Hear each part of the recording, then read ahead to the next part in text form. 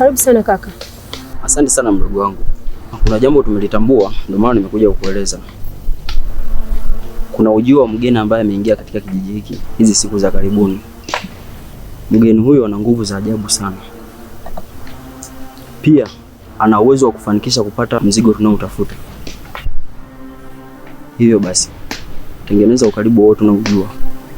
Uwe karibu naye ili tuweze kufanikisha mpango wetu. Sina majibu kamili ya kukupatia.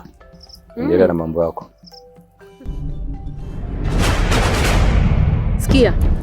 Kama umekuja hapa kijijini kwa ajili ya huo mzigo unaotafuta na hao wachawi hapa kijijini, sitakaa nikuruhusu.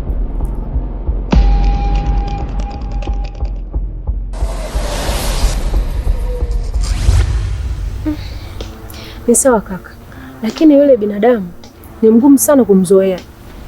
Maana anaonekana yani anadharau sana. Alafu sio binadamu wa kawaida.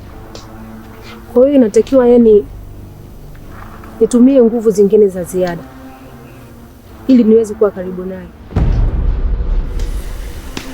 Nakuamini mdogo wangu. Jitahidi, ni muhimu sana. Sawa kaka, nitajitahidi. Nitafanya kama ulivyoniagiza. Tutaonana wakati ujao.